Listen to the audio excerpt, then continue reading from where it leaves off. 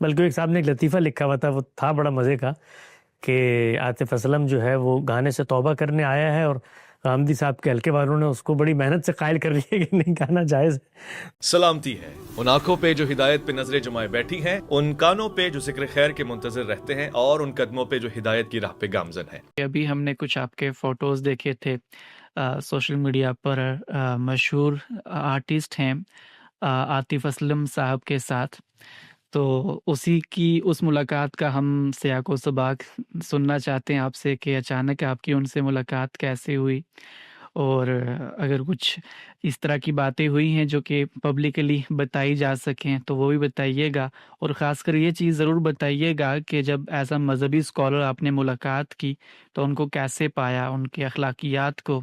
بھائی میری ان سے پہلی ملاقات نہیں ہے، میری کافی ان سے ملاقاتیں، ان سے بہت محبت کا، دوستی کا تعلق ہے، کئی سالوں سے ان سے ربط ضبط ہے، ملتے جلتے رہتے ہیں۔ وہ یہاں بھی تشریف لائے تھے، ڈیلس میں پہلے بھی کئی دفعہ آ چکے ہیں، ملاقات ہوئی، اور بھی ان سے رہتا ہے ربط ضبط، اور بہت اچھا ان کو اللہ نے ذوق بھی دیا ہے چیزوں کو علمی انداز میں۔ میری جتنی یہ جو شوبز کے لوگ ہوتے ہیں ان میں ملاقاتیں ہوتی ہیں، اور ہر طرح کے لوگوں سے ہوتی ہیں، لوگ اس پہ بھی بڑا وہ یہ کرتے ہیں۔ بلکہ ایک صاحب نے ایک لطیفہ لکھا ہوا تھا، وہ تھا بڑا مزے کا، کہ عاطف اسلم جو ہے وہ گانے سے توبہ کرنے آیا ہے اور غامدی صاحب کے حلقے والوں نے اس کو بڑی محنت سے قائل کر لیا کہ نہیں گانا جائز ہے۔ تو لوگوں کی اس تخلیقی حصے مزاح کی بھی داد دینی چاہیے ہے، لیکن واقعہ یہ ہے کہ بھئی ہمارا دروازہ ہر ایک کے لیے کھلا ہوتا ہے، اور ہم محبت کے ساتھ، ہر آدمی جو ہے نا اس کو، اگر آپ دیندار طبقات محبت کے ساتھ، اپنائیت کے ساتھ، اور اس طرح کی چیزوں سے اوپر اٹھ کے کہ اس کو کنورٹ کر لینا ہے انسان سمجھتے ہوئے، مسلمان سمجھتے ہوئے، دروازے کھولیں۔ میں نے تو یہ دیکھا ہے، آپ یقین جانیں، ابھی میں ایک ملک میں تھا، انڈونیشیا میں، وہاں پر میں نے یہ دیکھا کہ غامدی صاحب کے، یعنی جس کو آپ کہہ سکتے ہیں نا ایک مکتبہ فکر جو بالکل اساس سے ناقد ہے، اساس سے ناقد ہے،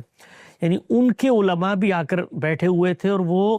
اتنی محبت اور وارفتگی سے ان کے ساتھ بیٹھے ہوئے تھے، اپنی محبت کا اظہار کرتے ہیں۔ ہمیں پتہ ہے کہ ہماری پوری مسلک کی بنیادیں آپ نے ڈھا دی ہیں، آپ اس کو سرے سے درست نہیں سمجھتے، لیکن ہم پھر بھی آپ کی دل سے عزت کرتے ہیں، اس لیے کہ آپ کے اندر اخلاص ہے، آپ کا تقوی نظر آتا ہے، آپ کے اندر متاع درد، آپ ہماری اصلاح کے لیے، اگر ہم سے اختلاف بھی کر رہے ہیں ہماری اصلاح کے لیے کر رہے ہیں۔ تو میرا یہ خیال ہے کہ ہر ایک کو گلے سے لگانا چاہیے، اس سے بھی قطع نظر کہ ہم لوگوں کو تبدیل کر لیں۔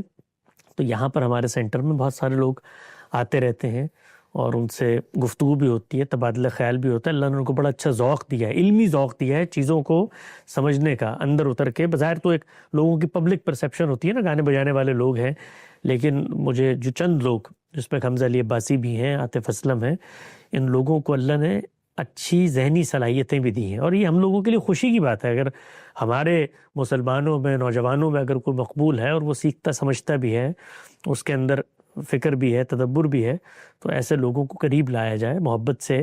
ان کو بتایا جائے کہ جو تم کام کر رہے ہو اس کے اندر بھی اخلاقی چیزوں کو ملوز خاطر رکھو، پیش نظر رکھو۔ تو ہمارا تو یہی مقصد ہوتا ہے، باقی ہم کوئی اپنے کسی فرقے کو ہے نہیں فرقہ ہمارا جس میں کسی کو شامل کریں، جس سے کسی کو نکالیں،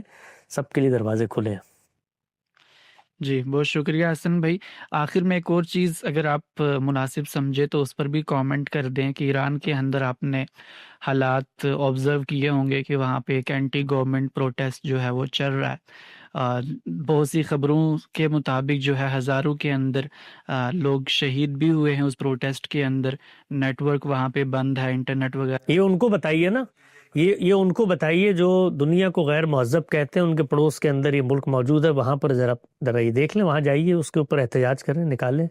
مال روڈ پہ جلسہ جلوس کریں۔ یعنی دنیا کے اندر یہ تو آپ سوچئے جلسے، یہ جو ہمارے ممالک ہیں، عرب ممالک، کبھی جائیے یہ جو تقریر پاکستان میں بیٹھ کے کرتے ہیں، ذرا سعودی عرب میں کر کے دکھائیے مجھے،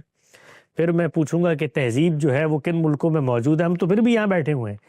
امریکہ میں بیٹھ کر بھی کبھی گفتگو کرتے ہوئے، یہ میں آپ کو بغیر کسی تردد کے کہہ رہا ہوں، یعنی میں سچی بات آپ سے عرض کر رہا ہوں، یہ ذہن میں کبھی نہیں آیا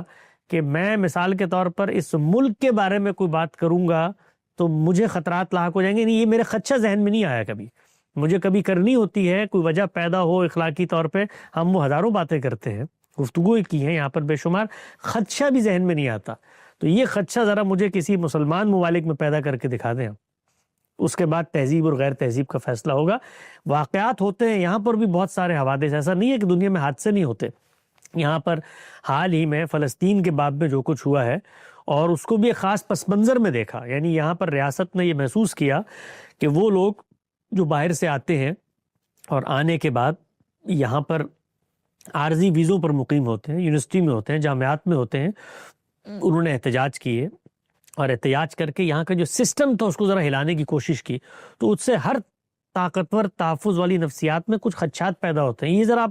ہمارے ملک میں یہ خدشے پیدا کریں نا، آج آپ جائیں مثال کے طور پر، آج پاکستان کی اسٹیٹ پالیسی اینٹی طالبان ہے، آپ ذرا طالبان کے حق میں مجھے مظاہرہ کر کے دکھائیں،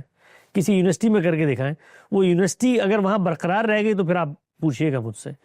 تو یہ دنیا بھر میں ہوتے ہیں، اس کو جب آپ معیار بنا کر اگلوں سے کہہ رہے ہوتے ہیں نا کہ نہیں، اس کی بھی آپ مثال کے طور پہ اسی درجے میں جا کر اجازت دیں جس درجے میں جان لاک نے اس کو پیش کیا تھا، تو یہ دنیا میں کہیں بھی نہیں ہوتا۔